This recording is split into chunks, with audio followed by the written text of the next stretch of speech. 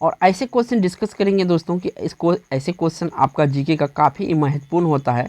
25 question इस video में शामिल करूंगा दोस्तों, और ये काफ़ी इंपॉर्टेंट क्वेश्चन है। ऐसे ही क्वेश्चन दोस्तों एग्जाम में पूछा जाता है, क्योंकि ये रिपीटेड सीरीज का क्वेश्चन है और रिपीटेड सीरीज का क्वेश्चन जो है अक्सर एग्जाम में रिपीट होता है। तो पहला क्वेश्चन दोस्तों स्क्रीन पे आ चुका है। पूछा जा रहा है कि शांत घाटी किस राज्य में स्थित है। देखिए 4 ऑप्शन आपको दिया हुआ है। अगर पहले से भी किसी ऑप्शन आपको क्वेश्चन का आंसर पता है तो कमेंट बॉक्स में जरूर दीजिएगा कि ABCD इनमें से कौन सा सही है, ठीक है ना। तो शांत घाटी केरल राज्य में है। कौन सा राज्य में है? केरल राज्य में है। याद रखना है, काफ़ी इंपॉर्टेंट क्वेश्चन है आपके एग्जाम के लिए। चलिए अगला क्वेश्चन पर चलते हैं। अगला क्वेश्चन ये रहा आपका 2 नंबर का, और यहाँ से पूछा गया है दोस्तों कि भारत का केंद्रीय औषध अनुसंधान संस्थान कहाँ है। भारत का केंद्रीय औषध अनुसंधान संस्थान कहाँ पर है? तो ये है दोस्तों आपका कहाँ पर? तो ये है लखनऊ में। लखनऊ जो कि यूपी यानी उत्तर प्रदेश की वर्तमान में राजधानी है, ठीक है, याद रखिएगा। चलिए नेक्स्ट क्वेश्चन पर चलते हैं। नेक्स्ट क्वेश्चन यहाँ पे 3 नंबर का है प्यारे दोस्तों, और यहाँ पे आपसे पूछा गया है कि भारत सेवक समाज की स्थापना किसने की थी। काफ़ी महत्वपूर्ण क्वेश्चन है, इतिहास से लिया गया क्वेश्चन है कि भारत सेवक समाज की स्थापना किसने की थी। तो इसकी स्थापना किया गया था दोस्तों आपका गोपाल कृष्ण गोखले के द्वारा, और ये गांधी जी के राजनीतिक गुरु थे। तो ये भी याद रखिएगा, जो MK गांधी यानी महात्मा गांधी, इनके ये राजनीतिक गुरु थे। चलिए अगला क्वेश्चन पर चलते हैं। अगला क्वेश्चन ये रहा आपका 4 नंबर का, और यहाँ से पूछा गया है कि मोती मस्जिद निम्नलिखित में से किस नगर में स्थित है। मोती मस्जिद निम्नलिखित में से किस नगर में स्थित है? तो देखिए मोती मस्जिद जो है ये आपका आगरा में है। आगरा एक काफ़ी ऐतिहासिक शहर है यूपी का यानी उत्तर प्रदेश का, और ताजमहल भी यहीं पे है, आप सभी को पता होगा। चलिए अगला क्वेश्चन पर चलते हैं। अगला क्वेश्चन, नेक्स्ट क्वेश्चन जो यहाँ पे स्क्रीन पे आ चुका है दोस्तों 5 नंबर का क्वेश्चन है, और ये बायोलॉजी से काफ़ी महत्वपूर्ण क्वेश्चन है। मानव शरीर की कुल कितनी हड्डी होती है? मानव शरीर में कुल कितनी हड्डी होती है? तो मानव शरीर में दोस्तों जो है टोटल 206 हड्डी होती है, यानी कि वयस्क में। किसमें? वयस्क में। अगर यहीं पे पूछे जो बच्चा आज पैदा हुआ है, अगर उसके शरीर में अगर हड्डियों की संख्या देखा जाए तो ये आपको लगभग में 300 होता है। जैसे जैसे बच्चे बड़े होते जाते हैं वैसे वैसे कम होते जाता है, तो याद रखिएगा 300। चलिए अगला क्वेश्चन पर चलते हैं। अगला क्वेश्चन ये रहा, और ये भी आपका बायोलॉजी से ही क्वेश्चन है। पूछा गया है कि मानव शरीर का सबसे बड़ा अंग कौन सा। काफ़ी महत्वपूर्ण क्वेश्चन है। अगर प्रीवियस ईयर का सेट आप लगाते होंगे तो आपको पता होगा ये क्वेश्चन का आंसर। तो मानव शरीर का सबसे बड़ा अंग जो होता है दोस्तों यकृत यानी कि लीवर होता है। इसको इंग्लिश में लीवर कहा जाता है। तो C ऑप्शन सही है। देखिए दोस्तों, इस तरह के आप एजुकेशनल वीडियो अगर किसी भी एग्जाम की तैयारी करते हैं, एजुकेशनल वीडियो देखना पसंद करते हैं, तो इस चैनल को सब्सक्राइब जरूर करें। चलिए अगला क्वेश्चन पर चलते हैं। अगला क्वेश्चन ये रहा 7 नंबर का, और ये फिजिक्स क्वेश्चन है आपका। किसी तुल्यकारी उपग्रह की पृथ्वी की सतह से ऊंचाई लगभग कितनी होती है? यानी किसी तुल्यकारी उपग्रह की जो ऊंचाई होती है पृथ्वी सतह से, ये कितनी ऊंचाई पर होती है? तो ये आपका ऊंचाई जो होता है ये 36,000 किलोमीटर होता है। कितना होता है?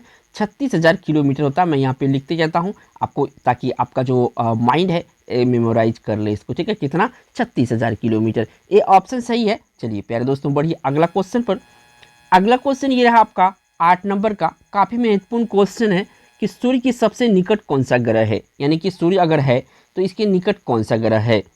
और जो सूर्य है होता है दोस्तों ये सौर परिवार का मुखिया कहा जाता है। क्या कहा जाता है? मुखिया कहा जाता है। याद रखिएगा, कितनी बार ये पूछा जा चुका है, ठीक है ना। तो सबसे निकट जो होता है सूर्य का ग्रह ये होता है बुध। कौन सा? बुध ग्रह जो है सबसे निकट में होता है। चलिए अगला क्वेश्चन पर चलते हैं प्यारे दोस्तों। 9 नंबर का क्वेश्चन आपके लिए। तो ये रहा आपका 9 नंबर क्वेश्चन। यहाँ से पूछा गया है कि निम्नलिखित में से कौन सा प्रक्षेपास्त्र भूमि से वायु में जाने वाला प्रक्षेपास्त्र है। भूमि से वायु में जाने वाला प्रक्षेपास्त्र है। तो भूमि से वायु में जाने वाला जो प्रक्षेपास्त्र है दोस्तों ये है आपका त्रिशूल। याद रखिएगा, काफ़ी महत्वपूर्ण क्वेश्चन है, ठीक है ना। चलिए अगला क्वेश्चन पर। अगला क्वेश्चन ये रहा आपका 10 नंबर का दोस्तों, और यहाँ से आपसे पूछा गया है कि नेहरू ट्रॉफी किस खेल से संबंधित है। जो नेहरू ट्रॉफी है इस किस खेल से संबंधित है। तो नेहरू ट्रॉफी जो है आपका फुटबॉल से संबंधित है। ये ट्रॉफी किससे? फुटबॉल से संबंधित है। काफ़ी महत्वपूर्ण क्वेश्चन, काफ़ी उम्दा क्वेश्चन है आपके लिए। वीडियो को लास्ट तक जरूर देखिएगा। चलिए अगला क्वेश्चन पर चलते हैं। अगला क्वेश्चन यहाँ पे पूछा गया दोस्तों 11 नंबर में कि 5वीं पीढ़ी के कंप्यूटर में क्या उपलब्ध नहीं है। 5वीं पीढ़ी का जो कंप्यूटर अभी हम लोग इस्तेमाल करते हैं 5वीं पीढ़ी का, इसमें इनमें से क्या नहीं है। देखिए इसमें जो है निर्वात ट्यूब नहीं होता है। तो ये जो प्रथम जनरेशन का कंप्यूटर था इसमें होता था निर्वात ट्यूब, लेकिन जो फिफ्थ हम लोग अभी जो 5वीं पीढ़ी का कंप्यूटर इस्तेमाल करते हैं अभी, इसमें क्या है, तो इसमें निर्वात ट्यूब नहीं है। बाकी ये तीनों बोली की पहचान हो जाता है, कृत्रिम बुद्धिमत्ता हो जाता है, अत्यधिक एकीकरण हो जाता है, ये तीनों चीज़ है। लेकिन वर्तमान में जो अभी कंप्यूटर हम लोग इस्तेमाल करते हैं इसमें निर्वात ट्यूब नहीं होता है। तो इस क्वेश्चन का राइट आंसर डी होगा। चलिए अगला क्वेश्चन पर चलते हैं। अगला क्वेश्चन ये रहा आपका 12 नंबर का, और यहाँ से पूछा गया दोस्तों, मोनालिसा का सुप्रसिद्ध चित्र किसने बनाया था। मोनालिसा का सुप्रसिद्ध चित्र किसने बनाया था।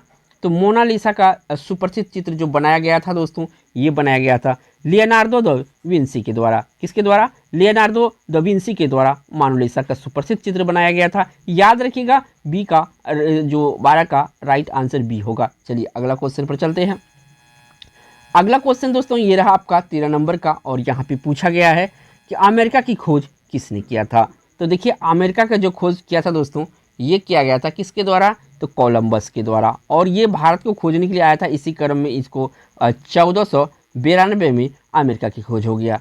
अपना भारत जो है दोस्तों, इसका खोज किया गया था वास्को डी गामा के द्वारा, और ये सन कौन सा था, तो 1498 था। ये दोनों बातें याद रखिएगा। चलिए अगला क्वेश्चन पर चलते हैं। अगला क्वेश्चन ये रहा आपका 14 नंबर का, स्क्रीन पे आ चुका है। पूछा गया कि राष्ट्रीय आय किससे निर्मित होती है। राष्ट्रीय आय किससे निर्मित होती है। तो राष्ट्रीय आय जो है दोस्तों, किसी उत्पाद गतिविधि द्वारा निर्मित होती है। किससे, किसी उत्पाद गतिविधि द्वारा जो है राष्ट्रीय आय निर्मित होती है। ठीक है ना, डी ऑप्शन सही है। चलिए प्यारे दोस्तों बढ़िए अगला क्वेश्चन पर। अगला क्वेश्चन ये रहा आपका 15 नंबर का। यहाँ पे पूछा गया है कि WTO का मुख्यालय कहाँ है। इसका जो फुल फॉर्म होता है वर्ल्ड ट्रेड ऑर्गेनाइजेशन होता है। क्या होता है, वर्ल्ड ट्रेड ऑर्गेनाइजेशन इसका पूरा नाम होता है। कभी कभी फुल फॉर्म भी पूछा जाता है।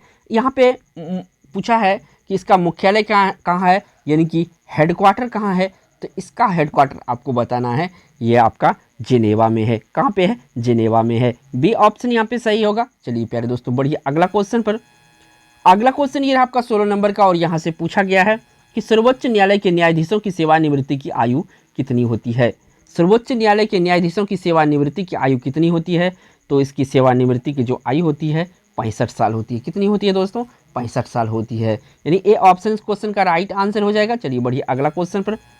अगला क्वेश्चन ये रहा आपका 17 नंबर का, और यहाँ से पूछा गया है कि सूफी परंपरा में पीर से क्या आशय है। यानी कि पीर जो होता है दोस्तों सूफी संत परंपरा पे, इसका क्या अर्थ होता है। इसका अर्थ होता है दोस्तों सभी सूफियों का गुरु होता है। क्या होता है, सूफियों का गुरु। सूफी परंपरा में पीर का अर्थ होता है किसका, पीर का। बी ऑप्शन यहाँ पे सही हो जाएगा 17 का। चलिए अगला क्वेश्चन पर चलते हैं। अगला क्वेश्चन ये रहा दोस्तों 18 नंबर का, और यहाँ से पूछा गया है कि पंचशील के सिद्धांतों का प्रस्तावक कौन था। पंचशील के जो सिद्धांत था इसका प्रस्तावक कौन था। तो इसका प्रस्तावक था दोस्तों पंडित जवाहरलाल नेहरू जी। कौन था, पंडित जवाहरलाल नेहरू जी पंचशील सिद्धांत का प्रस्तावक था। तो इस क्वेश्चन का राइट आंसर सी ऑप्शन होगा। चलिए अगला क्वेश्चन पर चलते हैं। अगला क्वेश्चन ये रहा दोस्तों, यहाँ पे पूछा गया है कि निम्नलिखित में से किसको किसी कोशिका में अचल संपत्ति माना जाता है। निम्नलिखित में से किसको किसी कोशिका में अचल संपत्ति माना जाता है। तो देखिए कोशिका में अचल संपत्ति जो माना जाता है ये कार्बोहाइड्रेट को माना जाता है। किसको माना जाता है, कार्बोहाइड्रेट को कोशिका में अचल संपत्ति माना जाता है। ठीक है ना, ए ऑप्शन इस क्वेश्चन का राइट आंसर होगा। चलिए अगला क्वेश्चन पर चलते हैं। अगला क्वेश्चन ये रहा आपका 20 नंबर का, काफी महत्वपूर्ण क्वेश्चन है बायोलॉजी से आपके लिए, कि मधुमक्खियों के प्रजनन एवं प्रबंधन को क्या कहते हैं। जो मधुमक्खियों को जो पाला जाता है या उसका जो प्रजनन होता है, इसका जो प्रबंधन होता है, उसे क्या कहा जाता है।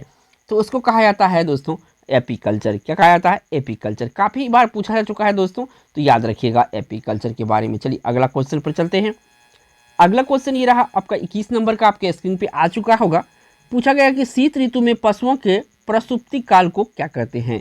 ये जो प्रसुप्ति काल होता है शीत ऋतु में, पशुओं के प्रसुप्ति काल को क्या कहा जाता है। तो इसको कहा जाता है दोस्तों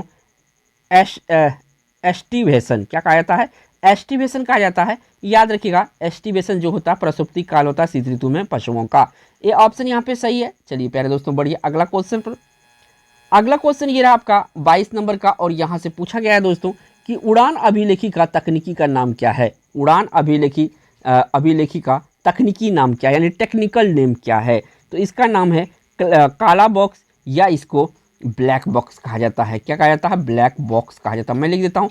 और ये एक चीज़ और पूछा जाता है दोस्तों कि इसका ब्लैक बॉक्स तो कहते हैं, लेकिन इसका ओरिजिनल रंग जो होता है काला नहीं होता है, ये पीला होता है। कौन सा होता है? ये पीला कलर यानी कि येलो होता है, याद रखिएगा। चलिए अगला क्वेश्चन पर चलते हैं। अगला क्वेश्चन ये रहा आपका 23 नंबर का। यहाँ से पूछा गया कि निम्नलिखित में से कौन सा सर्वोत्तम विद्युत चालक है।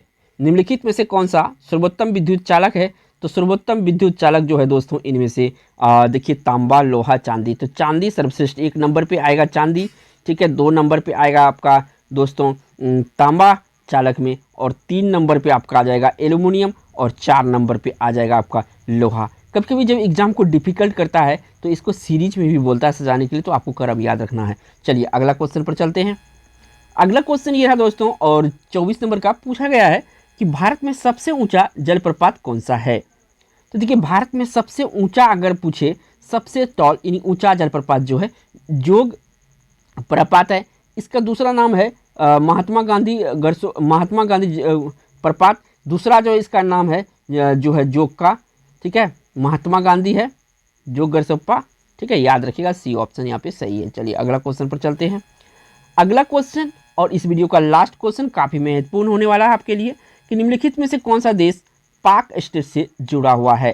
तो देखिए पाक स्टेट से आप पाकिस्तान में कंफ्यूज नहीं होना है आपको, ये भारत एवं श्रीलंका को जोड़ता है पाक स्टेट। ए ऑप्शन सही है। वीडियो अच्छा लगा होगा दोस्तों तो एक लाइक जरूर कीजिएगा, और चैनल पे पहली बार हैं दोस्तों तो चैनल को सब्सक्राइब जरूर कीजिएगा। थैंक्स फॉर वॉचिंग दोस्तों।